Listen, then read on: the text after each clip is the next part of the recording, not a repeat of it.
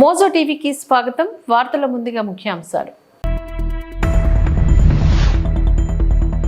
విశాఖలో అంతర్జాతీయ shopping mall.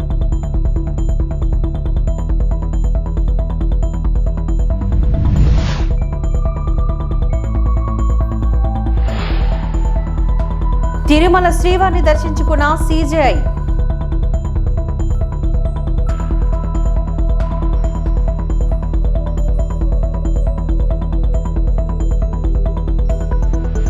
CM Chandrababu జాదూగర్ల డైవర్షన్ పాలిటిక్స్ లో టైం పాస్ చేస్తున్నారు ఆరోపించిన మాజీ మంత్రి విశాఖ జిల్లా వైఎస్ఆర్సీపీ అధ్యక్షుడు గుడివాడ అమర్నాథ్.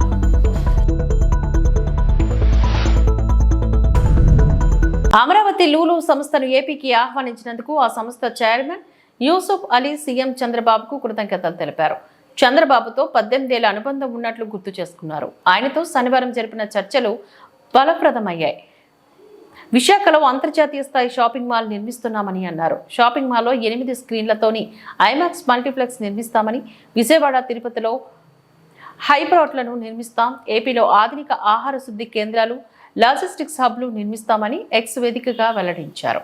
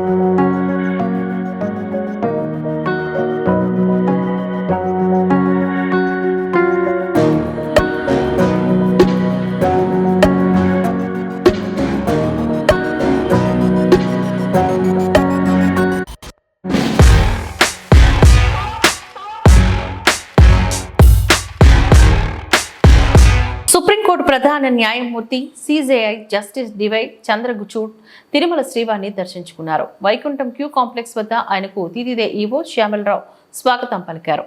అనంతరం జస్టిస్ చంద్రచూడ్ గర్భాలయంలో శ్రీవారిని దర్శించుకుని మొక్కులు చెల్లించారు. రంగనాయకుల మండపంలో ఆయన కుటుంబ సభ్యులకు పండితులు ఆశీర్వచనాలు ఇచ్చారు. టీటీడీ ఈవో ఆయనకు స్వామివారి చిత్రపటం, తీర్థప్రసాదాలను అందజేశారు.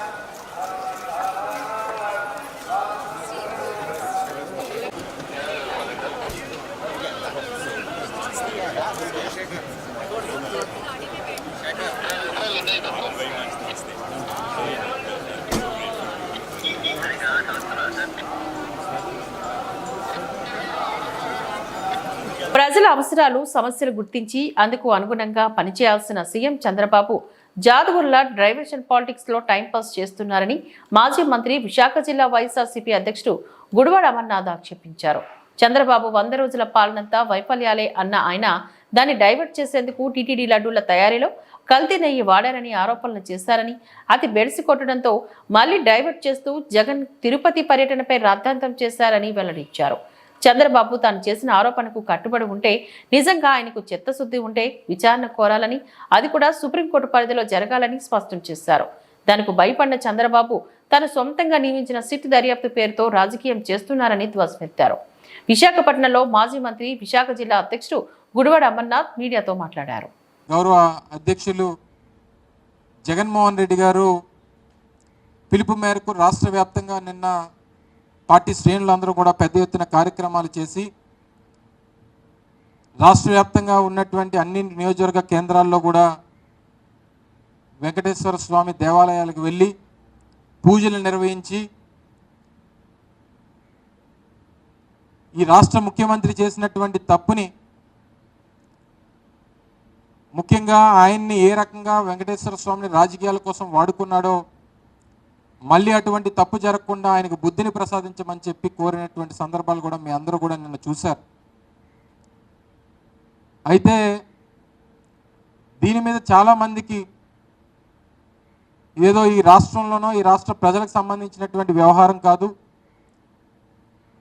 దేశవ్యాప్తంగా ఉన్నటువంటి ప్రజలు, ప్రపంచవ్యాప్తంగా ఉన్నటువంటి భక్తులు దీని మీద అనేక రకాలైనటువంటి అనుమానాలతో ఉన్నటువంటి సందర్భంలో మా అధ్యక్షులు వారు జగన్మోహన్ రెడ్డి గారు కానీ పార్టీ కానీ ఒకటి కోరుతా ఉన్నాం. ఈ వ్యవహారం ఎప్పుడైతే ఆయన ఈ రాష్ట్ర ముఖ్యమంత్రి మొదలుపెట్టారో దాన్ని తిరిగి తీసుకొని వచ్చి జగన్మోహన్ రెడ్డి గారి మీద రుద్దాలన్నటువంటి ప్రయత్నం చేశారో, ఆయన చేసినటువంటి తప్పు, ముఖ్యమంత్రి చేసినటువంటి తప్పు ఎప్పుడైతే ఆయన దొరికిపోయాడో అప్పటి నుంచి పూర్తిగా దీన్ని రాజకీయం చేయాలనేటువంటి ప్రయత్నం చేస్తూ ఉన్నాడు. వాస్తవానికి అసలు ఈ రాష్ట్రంలో కుల రాజకీయాన్ని ఈ రాష్ట్రానికి పరిచయం చేసినటువంటి వ్యక్తి చంద్రబాబు నాయుడు గారు. ఇప్పుడు కొత్తగా మత రాజకీయాన్ని రాష్ట్రానికి పరిచయం చేస్తున్నటువంటి సందర్భాలను మనం ఈ సందర్భంగా చూస్తూ ఉన్నాం. సెక్యులర్ దేశంలో ఉన్నాం, ప్రపంచంలోనే అతిపెద్ద ప్రజాస్వామ్యం కలిగినటువంటి దేశంలో ఉన్నాం, అన్ని కులాలు, అన్ని మతాలు, అన్ని ప్రాంతాలు ఒకటే సమానం అని చెప్పి ఆలోచనలు కలిగినటువంటి దేశంలో ఉన్నాం. కానీ ఈరోజు మత రాజకీయానికి పునాదులు వేసి రాష్ట్రంలో మతాల మధ్య చిచ్చు పెట్టేటువంటి కార్యక్రమం ఏ రకంగా చేస్తూ ఉన్నారో గడిచినటువంటి 10 రోజులుగా మనం చూస్తూ ఉన్నాం. దేనికోసం ఇదంతా అని అడుగుతా ఉన్నాం. ముఖ్యంగా గడిచినటువంటి 100 రోజులుగా వారి తాలూకా ఫెయిల్యూర్స్ని కప్పిపుచ్చుకోవడానికి, ఎన్నికల ముందు ఇచ్చినటువంటి ఏ ఒక్క హామీని నిలబెట్టుకోకపోగా, చెప్పినటువంటి కార్యక్రమాలు ఏమీ చేయకపోగా, నిస్సహాయ స్థితిలో ఏమి చేయాలో తోచనటువంటి పరిస్థితిలో చివరికి దేవుని కూడా రాజకీయాల్లోకి తీసుకొచ్చినటువంటి వ్యక్తి చంద్రబాబు నాయుడు గారు అని చెప్పి సందర్భంగా చెప్పక తప్పదు. ఎన్ని అంశాలండి ప్రభుత్వంలో వారు అధికారంలోకి వచ్చినటువంటి రోజు నుంచి. పాయిగ్రోపేట ఎమ్మెల్యే అనిత అబద్ధాలతోని మించిపోయింది. ఒక మాజీ ముఖ్యమంత్రి ఎలా సంబోధించాలో కూడా ఆమెకి తెలియడం లేదు. సభ్యత, సంస్కారం అనేవి నాయకులు నేర్చుకోరా? తాను క్రిస్టియన్ అని, ఎప్పుడు కారులో బైబిల్ ఉంటుందని చెప్పిన అనిత ఇప్పుడు హిందువునని చెప్పుకుంటున్నారు. గంటకో మాట మాట్లాడే అబద్ధాల అనితకు జగన్మోహన్ రెడ్డి గారి గురించి మాట్లాడే అర్హత లేదు. హోంమంత్రి అయ్యాక తిరుపతి వెళ్లిన అనిత డిక్లరేషన్ మీద సంతకం చేశారా? ఎమ్మెల్సీ వరద కళ్యాణి ప్రశ్నించారు. మనం చూసాం పాయిక్రోపేట ఎమ్మెల్యే గారు అనిత గారు నోటికొచ్చిన అబద్ధాలు, తమ నాయకుడైన చంద్రబాబు నాయుడు గారిని మించిపోయే అబద్ధాలు ఈరోజు మాట్లాడుతూ ఇష్టం వచ్చినట్టుగా జగన్మోహన్ రెడ్డి గారి గురించి ఈరోజు మాట్లాడిన విషయాలు మనం అందరము చూసాం. దాన్ని మేము తీవ్రంగా ఖండిస్తూ ఉన్నాం. ఆవిడ జగనన్న గురించి మాట్లాడిన మాటలు చూస్తే సభ్య సమాజం సిగ్గుపడుతూ ఉంది. అరే అంట, జగనన్న ఏమైనా ఈవిడికి ఫ్రెండా, తమ్ముడా, అన్న, కొడుక? అరే ఏంటి? ఒక మాజీ ముఖ్యమంత్రి గారిని పట్టుకొని అరే ఏంటి?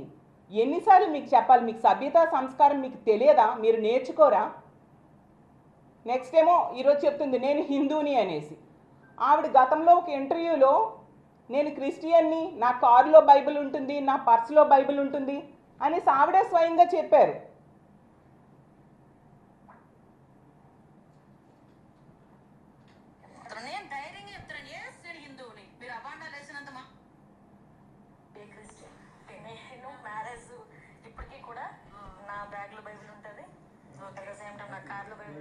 బైబిల్ లేకుండా బయటకు వెళ్తాను. నేను ధైర్యంగా చెప్తున్నాను, ఎస్ నేను హిందువుని. మీరు అబాండాలు వేసినంత మాత్రాన్ని నేనే వెంకటేశ్వర స్వామికి దూరం అయిపోలేదు కదా. I'm a Christian. నేను మ్యారేజ్ ఇప్పటికీ కూడా నా బ్యాగ్లో బైబిల్ ఉంటుంది, అట్ ద సేమ్ టైం నా కార్లో బైబిల్ ఉంటుంది. బైబిల్ లేకుండా బయటకు వెళ్తాను. నేను ధైర్యంగా చెప్తున్నాను, ఎస్ నేను హిందువుని. మీరు అబాండాలు వేసినంత మాత్రాన్ని నేనే వెంకటేశ్వర స్వామికి దూరం అయిపోలేదు కదా. గంటకొక మాట మాట్లాడే ఈవిడ జగన్మోహన్ రెడ్డి గారి గురించి మాట్లాడే అర్హత ఈవిడకు ఉందా అని నేను ప్రశ్నిస్తూ ఉన్నాను. మరి ఈవిడ మొన్న హోమ్ మినిస్టర్ అయ్యాక పాదయాత్ర చేస్తూ తిరుపతి వెళ్ళారు కదా, ఈవిడ డిక్లరేషన్ మీద సంతకం పెట్టారా?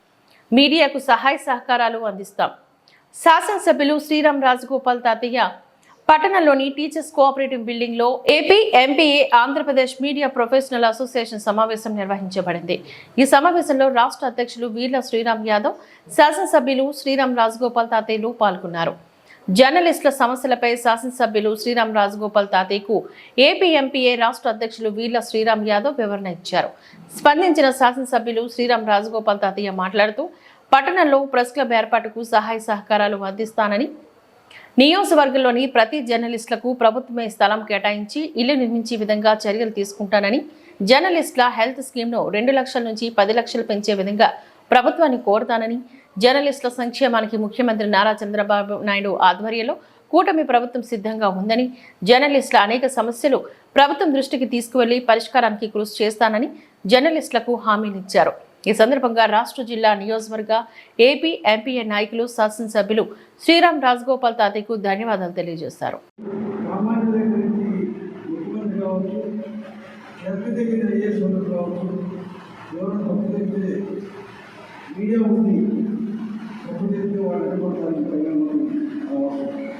అటువంటి మీడియా అది ఎలక్ట్రానిక్ కావచ్చు, మీడియా కావచ్చు, ఎందుకంటే ఈరోజు ఎవరు చూడట్లేదు, ఎక్కువ చాలా ఉంటారు.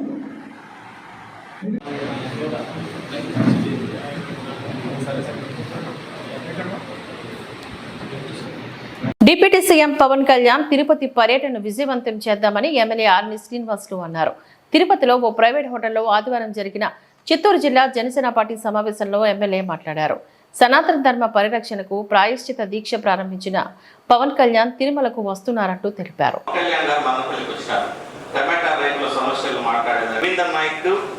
ఇప్పుడు పీలేరు మాజీ సర్పంచ్ ఉన్నాడు రెడ్డి భాష, మేము నలుగురు కలిసి నా వెహికల్లోనే మేము ప్రజారాజ్యం ఆఫీసు దాడి జరిగింది, దాన్ని అడ్డుకోవాలన్నా భయపడతా ఉన్నారు. ఎందుకంటే మొట్టమొదటిసారిగా మెజార్టీ హిందువులందరికీ కూడా నేనున్న వాసుదేవ్ రెడ్డి, ఇప్పుడు ఐడ్రీమ్ నుంచి నా వాసుదేవ్ రెడ్డి ఎంతకి తగ్గకపోతే అప్పటికే నేను స్వతంత్ర అభ్యర్థిగా అదే 2009 సంవత్సరంలో మా మదనపల్లి ప్రజారాజ్యం సీటు బాగా టైట్ అయిపోయింది.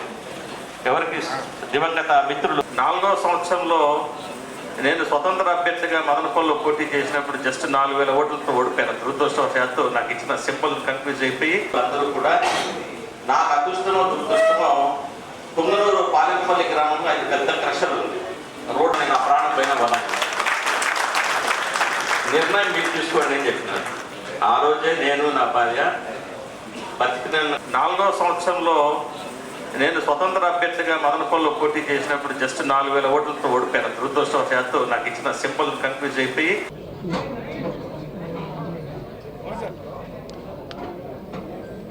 మన జనసేన పార్టీ అధ్యక్షులు గౌరవనీయులు ఉప ముఖ్యమంత్రి పవన్ కళ్యాణ్ గారు 1వ తారీఖు సాయంకాలం 4 గంటలకు రేణిగుంట ఎయిర్పోర్ట్లో దిగుతున్నారు. అక్కడి నుంచి రోడ్డు మార్గాన అలిపిరి వెంకటేశ్వర స్వామి పాదాల దగ్గర చేరుకొని పూజలు చేసి పడికట్ల పైన వెంకటేశ్వర స్వామి మొక్కులు తీర్చుకుంటూ ఆ రాత్రికి అక్కడే బస చేసి ఉదయం దేవుని దర్శనం వెంకటేశ్వర స్వామి దర్శనం చేసుకొని ఆ రోజంతా అక్కడే అన్ని కార్యక్రమాలు పరిశీలించి 3వ తారీఖు సాయంకాలం తిరుపతి పట్టణానికి వచ్చి రాష్ట్ర వ్యాప్తంగా ప్రపంచవ్యాప్తంగా వెంకటేశ్వర స్వామి మనోభావాలు దెబ్బతీసిన అన్నప్రసాదాలు, లడ్డు ప్రసాదాలు ప్రక్షాళన చేసి మోసం చేశారు, తప్పు చేశారు, కలుషితం చేశారు. అవన్నిటినీ కడిగి 12 రోజులు దీక్ష చేసుకొని దేవుని దర్శనం చేసుకున్న తర్వాత తిరుపతికి వచ్చి 3 గంటలకు వారాహి సభ చేసి ప్రజలకు ఎలా తప్పులు జరిగాయో అవన్నీ తెలియజేయడానికి కోసం వారాహి సభ కూడా తిరుపతి పట్టణంలో 3వ తారీఖు 3 గంటలకు జరుగుతుంది. తిరుమల లడ్డు వివాదంపై ప్రభుత్వం ఏర్పాటు చేసిన సిట్ దర్యాప్తును ముమ్మరం చేస్తుంది. ఇందులో భాగంగా సిట్ చీఫ్ సర్వశ్రేష్ఠ త్రిపాఠి నేడు తిరుపతిలో మీడియాతో మాట్లాడారు. ఈస్ట్ పోలీస్ స్టేషన్లో నమోదైన కేసును వివిధ కోణాల్లో దర్యాప్తు చేస్తున్నామని అన్నారు. త్వరలోనే కేసును ఓ కొలికి తీసుకువస్తామని అన్నారు. ఈ కేసుకు సంబంధించిన ప్రతి అంశాన్ని మీడియా ముందు ఉంచుతామని పేర్కొన్నారు. సిట్ ఏర్పాటు చేయడం జరిగింది. దాని పరంగా మనం నిన్న ఇక్కడ వచ్చాము. వచ్చినాక మన సిట్ కమిటీతో ఒక మీటింగ్ జరిగింది. మీటింగ్ తర్వాత కేస్ డైరీకి మనం తీసుకున్నాను, రిక్విజిషన్ ఇచ్చాము. అండ్ ది సేమ్ టైం మన ఐఓ కూడా అపాయింట్మెంట్ చేశాము. ఫర్దర్ దాంట్లో కేసులో స్టడీ చేస్తూ డిఫరెంట్ టీమ్స్ మనం డిఫరెంట్ ప్లేస్లో కోసం ఇన్వెస్టిగేషన్ కోసం మనం పంపిస్తాము. దానికోసం మన యాక్షన్ ప్లాన్ ఇప్పుడు మనం తయారు చేస్తున్నాను. సార్, ఏ ఆస్పెక్ట్స్ మీద ఈ సిట్ ప్రోబ్ ఉంటుంది? స్పెసిఫిక్ ఆస్పెక్ట్స్ మీరు ఏమైనా బ్రీఫ్ చేయగలరు? సో సిట్లో కంప్లైంట్ మనకేం వచ్చింది ఏఆర్ డైరీలో దాంట్లో కల్తీ నెయ్యి గురించి, దీని గురించి వేరియస్ ఆస్పెక్ట్లో అన్ని కోణాలతో ఏం జరిగింది, ఎలా జరిగింది మనం టీం ఫామ్ చేస్తూ ప్రతి ఒక్క సబ్జెక్ట్ మీద మనం దర్యాప్తు చేస్తాము. ఇప్పుడు మనం ఇనిషియల్ స్టేజ్లో మనం వచ్చాము, విచారిస్తున్నాను. టైం టు టైం మీకు ఏం ఫర్దర్ ఇన్ఫర్మేషన్ ఉంటే మీకు ఇచ్చేస్తాం. Thank you. టెండర్ ప్రాసెస్ నేను చెప్పాను కదా, అన్ని కోణాల మీద మనం చేస్తాము, మాట్లాడతాము. ఓకే.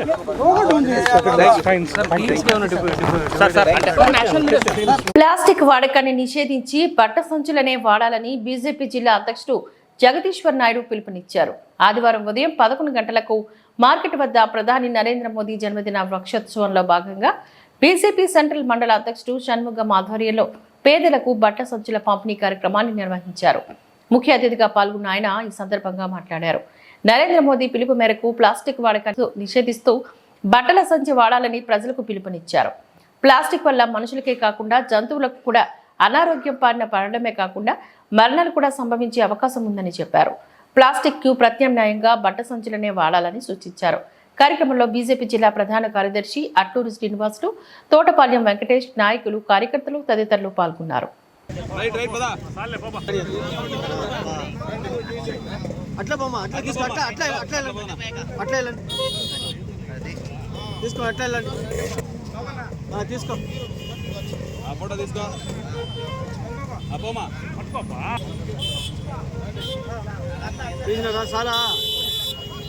రండి తీసుకున్న వాళ్ళు వచ్చేయండి. తీసుకో. సందర్భంగా పరిరక్షణలో భాగంగా ప్లాస్టిక్ వ్యతిరేకంగా అందరూ గుడ్డ సంచులు వాడాలనే కాన్సెప్ట్తో సెంట్రల్ మండల అధ్యక్షుడు శ్రీ షణ్ముగం గారి ఆధ్వర్యం ప్రజలకందరికీ గుడ్డతో తయారు చేసిన సంచులు పంచడం జరుగుతున్నది. ఎందుకంటే ప్లాస్టిక్ వల్ల ఎన్ని విపరిణామాలు వస్తున్నాయో మనం చూస్తున్నాం. ఎక్కడ చూసినా ప్లాస్టిక్ డ్రైనేజీలు మొత్తం బ్లాక్ అయిపోతున్నాయి, పర్యావరణం కాలుష్యం అయిపోతుంది. ఆఖరికి పశువులు కూడా ఆహార పదార్థాలని ప్లాస్టిక్ సంచుల్లో వేసి వేస్ట్ అక్కడ వేయడం వల్ల అవి ఆహార పదార్థాలు తిని అనేక రకాలైనటువంటి విపరిణామాలున్న ప్లాస్టిక్ను దూరంగా ఉంచాలని చెప్పి నరేంద్ర మోడీ గారు కూడా పిలుపు ఇవ్వడం జరిగింది. ప్రపంచవ్యాప్తంగా అనేక దేశాలు కూడా ప్లాస్టిక్ వ్యతిరేకంగా తీవ్రంగా పోరాటం చేస్తున్న పరిస్థితుల్లో మన భారతదేశంలో కూడా ప్రజలందరూ పర్యావరణ హితంగా పర్యావరణాన్ని కాపాడుకోవాల్సిన అవసరం ఉంది. అందులో భాగంగానే ఈరోజు ఈ గుడ్డ సంచుల కార్యక్రమాన్ని ప్రారంభించడం జరిగింది. ఇదే స్ఫూర్తితో ప్రజలందరూ కూడా ప్లాస్టిక్ని దూరంగా ఉంచి ఈ గుడ్డ సంచులను వినియోగించి పర్యావరణాన్ని కాపాడాలి. మన భవిష్యత్తును, మన పిల్లల భవిష్యత్తును కూడా మనమే కాపాడుకోవాలని చెప్పి కూడా ఈ సందర్భంగా మనం చేసుకుంటాం. ప్రపంచ ప్రసిద్ధిగాంచిన ఆధ్యాత్మిక దేవాలయం తిరుమల శ్రీవారి లడ్డూ ప్రసాదంలో కల్తీని ప్రోత్సహించిన టీటీడీ ఉద్యోగులను వెంటనే విధుల నుంచి తొలగించాలని హిందూ జాగృతి సమితి రాష్ట్ర సమన్వయకర్త చేతన్ జనార్దన్ డిమాండ్ చేశారు. తిరుపతి ప్రెస్ క్లబ్లో ఆదివారం మీడియా ముందు జనజాగృతి సమితి సభ్యులు వినోద్, శ్రీనివాస్ ఆచారి, రమేష్, రమాదేవి తదితరులతో కలిసి చేతన్ మాట్లాడారు. లడ్డూ కల్తీలో పాల్పంచుకున్న వారిని మరియు అన్య మతస్థులతో కలిపి కల్తీకి తావులేని మరో చోటుకు బదిలీ చేయాలని కోరారు. టీటీడీని ఆర్టీఐ పరిధిలోకి తీసుకురావాలంటూ పిలుపునిచ్చారు. టీటీడీ ఆలయాలు 2 కిలోమీటర్ల పరిధిలో మద్యం, మాంసం దుకాణాలు నిషేధించాలని అన్నారు. ఇతర మతాల మక్కా మసీదు, వాటికన్, టెంపుల్ సిటీలలో ఇతర మతాల వారిని ఎలా అనుమతించారో అదేవిధంగా అన్య మతస్థులను శ్రీవారి దర్శనానికి అనుమతించరాదంటూ తెలిపారు. లడ్డూ ప్రసాదం లో జరిగినటువంటి కల్తీ విషయము, అంతేకాకుండా వైఎస్ రాజశేఖర్ రెడ్డి గారు ఉండొచ్చు, జగన్మోహన్ రెడ్డి గారు ఉండొచ్చు, వీళ్ళ ప్రభుత్వము వచ్చిన తరువాత దేవాలయాల సందర్భంలో ప్రధానంగా తిరుమల తిరుపతి దేవాలయానికి సందర్భంలో తీసుకున్నటువంటి హిందూ వ్యతిరేక నిర్ణయాలన్నిటినీ కూడా విచారణ జరిపి వాటన్నిటినీ కూడా తీసివేయాలని చెప్పేసి మేము ఇక్కడ డిమాండ్ చేస్తున్నాం. అంటే టీటీడీలో ఏదైతే అన్య మతస్థులు ఉద్యోగులుగా ఉన్నారో 14 మంది ముస్లింలు ఉద్యోగం చేస్తున్నారనేటువంటి ఒక విషయము సోషల్ మీడియాలో వైరల్ అయింది. ఆ సందర్భంలో ఏదైతే ఉందో దాన్ని నిజ నిర్ధారణ చేసి వాళ్ళందరినీ కూడా వెంటనే తొలగించాలని మేము డిమాండ్ చేస్తున్నాము. 100కి పైగా క్రైస్తవులు కూడా అక్కడ ఎంప్లాయ్మెంట్లో ఉన్నారు అని చెప్పేసి చాలా సందర్భాల్లో చెప్పడం జరిగింది. ఈ విషయంలో కూడా ప్రస్తుత ప్రభుత్వము వెంటనే స్పందించాలి అని చెప్పేసి మేము డిమాండ్ చేస్తున్నాము. దాంతోపాటే ప్రధానంగా టీటీడీ అనేటువంటిది అంటే ఇది ప్రజలు భక్తితో ఏదైతే హుండీలో డబ్బులు వేస్తారో లేదా వివిధ సందర్భాలలో డొనేషన్ ఇస్తారో దాని నుండి జరిగేటువంటి ఒక సంస్థ కాబట్టి ఖచ్చితంగా రైట్ టు ఇన్ఫర్మేషన్ యాక్ట్ లోపల వాళ్ళు రావాలి. కానీ మీరు ఏ ప్రశ్న అడిగినా కూడా మేము ఆర్టీఐ పరిధిలోకి రాము, ప్రజలు అడిగిన ప్రశ్నలకి సమాధానం ఇచ్చేటువంటి బాధ్యత మాకు లేదు అని చెప్పేసి వాళ్ళు అహంకారపూరితమైనటువంటి సమాధానం ఇస్తున్నారు. అందువల్ల మేము డిమాండ్ చేస్తున్నాం ప్రస్తుత ప్రభుత్వానికి ఆర్టీఐ పరిధి లోపలికి ముందు మీరు టీటీడీని తీసుకురండి. ప్రజలు అడిగినటువంటి ప్రశ్నలకి సమాధానం ఇచ్చేటువంటి బాధ్యత మీకు ఉంది అని చెప్పేసి ఈ సందర్భంలో మేము గుర్తు చేస్తున్నాము. మూడోది వచ్చేసి డిప్యూటీ సీఎం పవన్ కళ్యాణ్ గారు ఏదైతే జాతీయ సనాతన ధర్మరక్షణ బోర్డుని ఫామ్ చేయాలి, అది రాజకీయ ప్రమేయం లేకుండా ఆధ్యాత్మికవేత్తలు, ధార్మిక సంస్థల ప్రముఖులు, సామాజిక కార్యకర్తలు నిస్వార్థంగా పనిచేసేటువంటి భక్తుల చేతుల్లో అది ఇవ్వాలి. దేవస్థానం అనేటువంటిది సెక్యులర్ ప్రభుత్వము, అందులో జోక్యం చేసుకునేటువంటి ఒక నియమం మన దగ్గర లేదు. ప్రభుత్వం అనేటువంటిది సెక్యులర్ కాబట్టి. ఈ వార్తలు ఇంతటితో సమాప్తం. నమస్కారం.